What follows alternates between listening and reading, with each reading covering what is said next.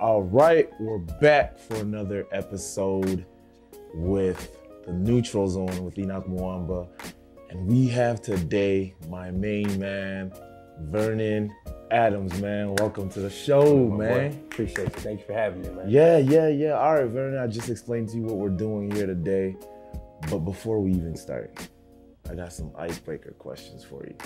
All right? I want you to tell me the first thing that comes to mind, okay?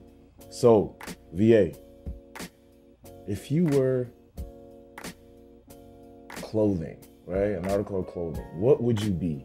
Right? For me, you're like, man, what does he ask me? For me, like if I was a article of clothing, I'd be a sweater. You know why? Because it doesn't take too much for me to sweat. I'd be a sweater. Not for real. So what would you be? This guy is funny. Oh man. What would I be? Wow, I've never even thought about something like that. That's crazy. I think I'll be some pajama pants. Pajama pants. Just Give want it to be, to us. Why? Comfortable. Okay. At the crib, snow outside, warm weather in the pajama pants. I just want to be comfortable. So yeah. Okay. All right. I'll take that. What is the best piece of advice that you've been given? Man, so many great mentors and leaders out there. One I can just think of right now, my high school coach, Dean Harrington, he used to always just tell me, take what they give you.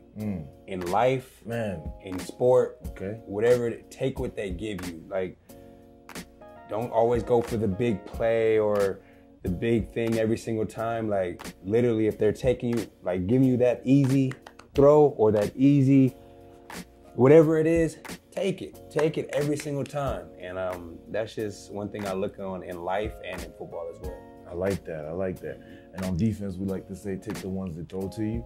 So when they throw it to you, you got to catch it. You got to. Right? Yeah. So there's a lot in life, like there's a lot of things that are difficult, but the ones that you're supposed to take, you better take. You got to take Basically. it. I like that. Yes, I like that. Okay, so now let's get into it, man. Look. So we talk about the game of football and how important it is and how great it is and all the lessons we gain from it. And specifically as a quarterback, one of the attributes you need to have as a quarterback and for a team that wants to be successful, you need what? Resilience. Correct or no? Absolutely. Resilience is extremely important. First of all, tell me what resilience means within the game of football to you. Within the game of football, resilience means doing whatever it can, like doing whatever you can to help your team win. No matter what it is, no matter who's saying in the back of your head, you can do this or you can't do that. Like, you just gotta be resilient, focus on, they call it tunnel vision, you know what I'm saying? Tunnel vision. So you focus on what's going on right here, only in your tunnel, like not worried about whatever else is going on, man. And just, like I said, just fighting to the end, definitely. That's amazing. So, to me, I also feel like resilience is a mindset, right? So it's a mentality thing. It's a mindset. And you shared with me before how one of the things that you've changed, and we've been, teammates in the past on different teams. We're wearing different colors that we don't like anymore, and we're all about the birds. But we've been on other teams, and I'm so honored. I'm so blessed to have seen your growth and your ascension to the player that you've become, today and this year. It started with an opportunity and you took it to another level. Now, it was a mindset. You shared with me that it was a mentality that you had to change and you had to prepare mentally in order to get to the level that you're at. Tell me what you told me. I don't know if you remember that conversation. Yeah, absolutely. For myself, I never was taught how to be a pro or taught how to be resilient. I kind of had to, I had to learn. I had to get moved around a few places, get traded to a few teams, and see some other guys, the way they prepare and the way they were resilient. Like KG, he's another short quarterback, African-American quarterback, you know what I'm saying? A vet, a pro, a future Hall of Famer. For those who don't know, Kevin Glenn, yes. KG, you know what I'm saying? A guy who I used to look up, or I look up to, And he just showed me, you know, he was getting it done at the age of 38, taking us to the Eastern semifinals in Toronto. Correct. Things like that. That showed me how resilient he was. And I was like, man, if he can do this at 38 and guys been saying he should have retired a few years ago, he's still getting it done. Mm-hmm. It doesn't matter what everybody's saying. Mm-hmm. You just have to stay focused on that tunnel vision and then just having the right mind. Your mind, your body, and soul, just being very cleansed. You know what I'm saying? You can't have too much things you're stressing about when you come to work. I always thought, like, when you come to work, you come in between those doors, whatever you're going through, you know what I'm saying? Because we're all going through things, everybody is. You leave it at that door and you come in, you give the best version of yourself. Yeah. You know what I'm saying? And then when you leave, you pick it back up and you deal with it how you have to deal with it, you know what I'm saying? But that's another part of being resilient, I believe. That's awesome. So there's a few things I want to touch on. So first, you talked about, you know, you had to grow, and I remember that specifically when you mentioned that to me. I can't remember exactly where we were, but we were on the bus, I think, going to do some interviews. But you shared that with me, and you talked about you had to grow and you had to go through certain things. You had to get released a few times. What is it about you that allowed you to continue to keep going? Because it's easy. Some people can get cut or get released or you know, fail at something in life and just quit. And I'm sure you had probably the urge to quit, the urge to leave the game specifically. What was it that kind of pushed you on and allowed you to keep going forward? Right. And like I was saying, just seeing Kevin Glenn's story. He played for, I think, 8 of the 9 teams in the CFL. Mm-hmm. And he was still doing it at 38. That's is one of my biggest role models, you know what I'm saying? And when, I got traded to a few teams, I wasn't doing the right things at first as a professional quarterback. I wasn't always in earlier, staying late, and I was out and partying as a young guy, you know what I'm saying? And that's what got me to get traded and released and a few different things.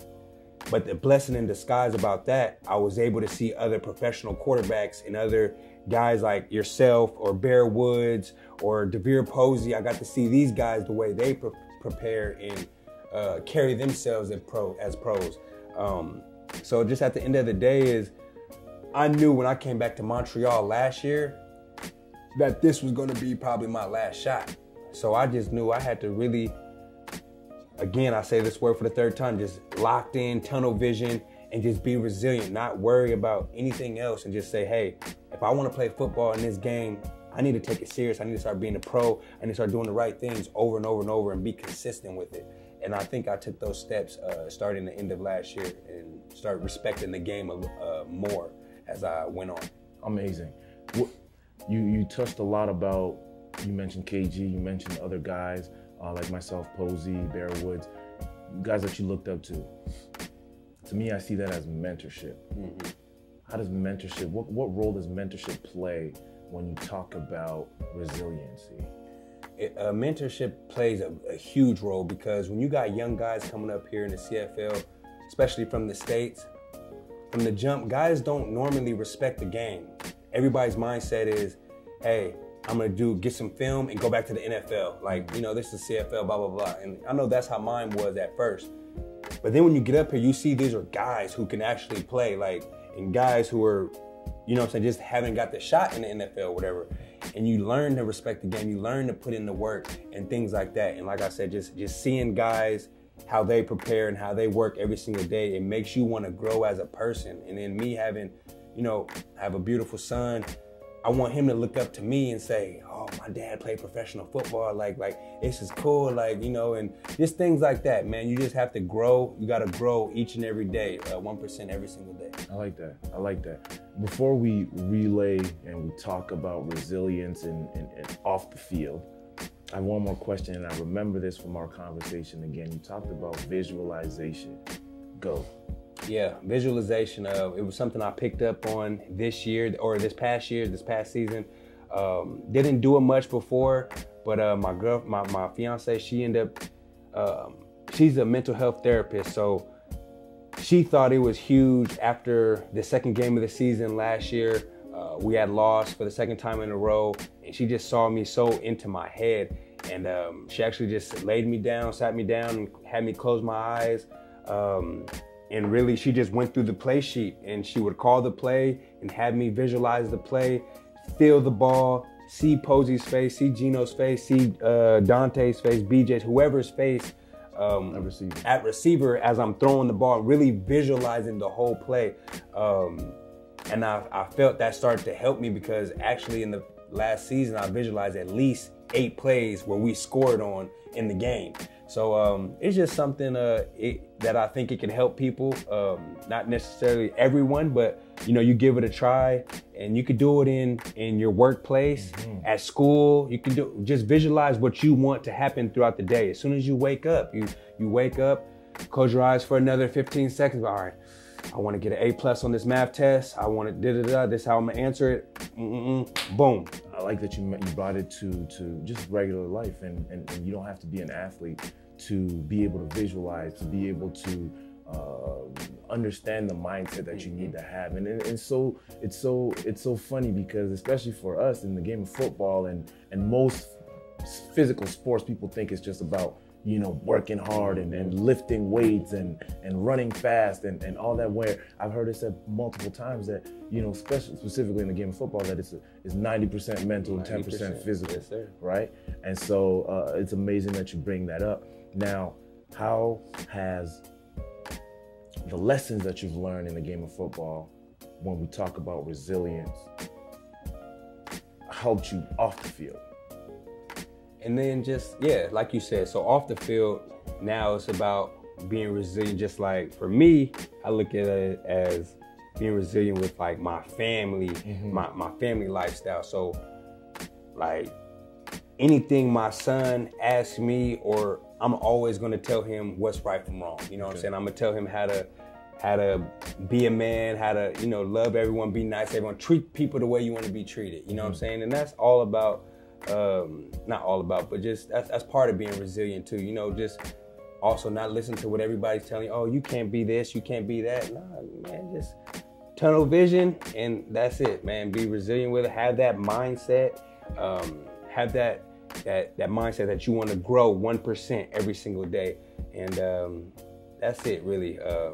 In life, I don't really listen to too many people outside of my family, because at the end of the day, only my family believed in me since I was a kid, and they know what I can do. So, yeah.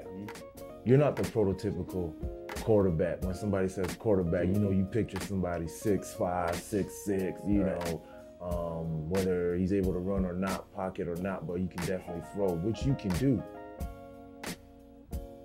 How often have you had to face people going against what you're saying, or what you're capable of, and doubting you, and you had to be resilient in order to establish yourself? Right. Take me back to college. Yeah, man. Like I said, just when people first see me, even when they don't even know who I am, and I tell them I play football, the first thing is, play receiver or running back or something. And then when I tell them I play quarterback, they're like, "Oh, you're a runner like Mike Vick?" Like, that's the first thing they say. You know what I'm saying? Because they think it's just a shorter African-American quarterback and things like that. And I just love to just continue to prove people wrong. Like you said, I like to throw from the pocket. I do throw well on the run too, but I like to throw from the pocket. I can be that pocket passer. And then people talk about, me being short, getting my balls batted down.